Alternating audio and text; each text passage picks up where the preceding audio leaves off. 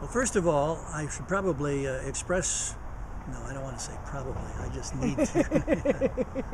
Okay, I'll just keep it going. I can edit that out. Okay.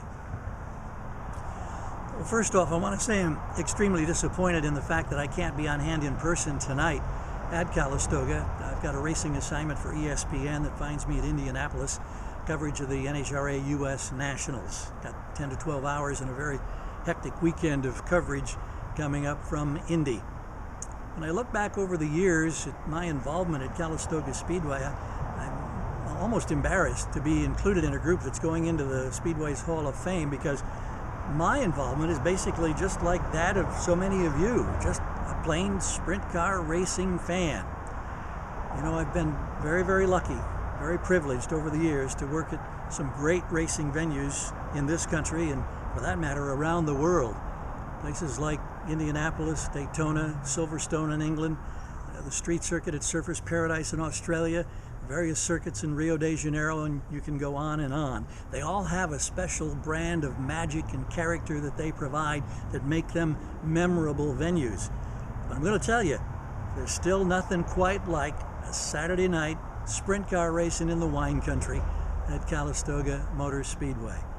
When I look back at all of the years, being out there in the center of the infield, watching the sun go down behind the hills and enjoying the twilight and watching my racing heroes, guys like the Anderson brothers, Johnny and Billy, Leroy Van Conant, Gary Patterson, Chuck Gurney, Jimmy Boyd, names that just roll off your tongue, Brent Kading, Dave Bradway Jr., the Horton brothers, Tim Green, Mike Andrietta, Hank Butcher, Lem Tolliver.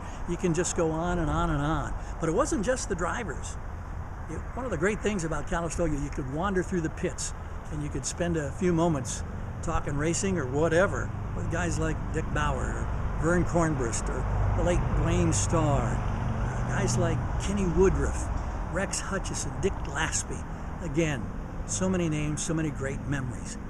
But watching these guys throw sprint cars into the wide corners at Calistoga, listening to the rocks rattle off the fence, watching guys sometimes get out of the ballpark, crossing your fingers, taking a deep breath, and hoping that, for crying out loud, they didn't get tangled up or hit one of the many trees.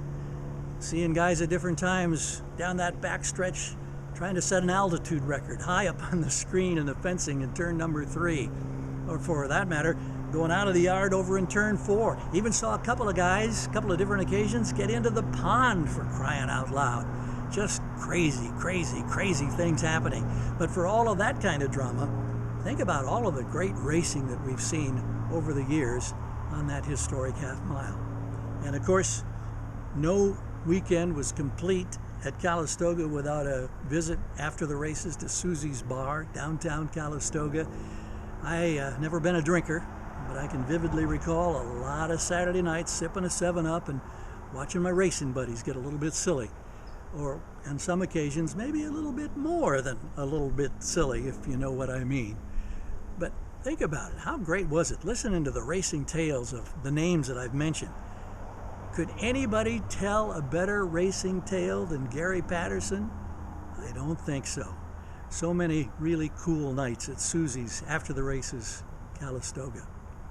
I want to say thanks to Tommy and Jeannie Hunt, to the Vermeil family, to all of those who've worked so hard to make this particular night possible. It's gratifying to me to know that more than 70 years of racing history is not only being maintained, but the fact that it's going to go on. I hadn't been to Calistoga for a long time, and just last month I happened to be over in the wine country and I had some time, and I thought, I'm going to drive up to the Speedway. So I drove through the fairgrounds, and you know, the memories are going to work. Parked at the pit gate, wandered out onto the racetrack, down into the infield, looked around, seeing all the changes that have been made. The newly contoured surface, the crash walls, the fencing.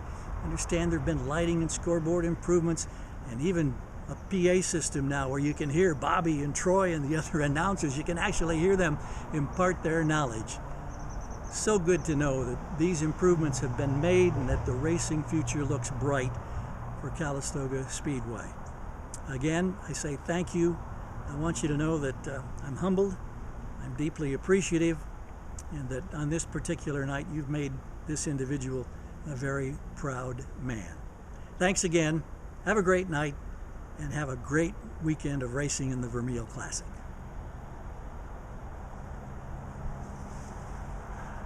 I hope that works.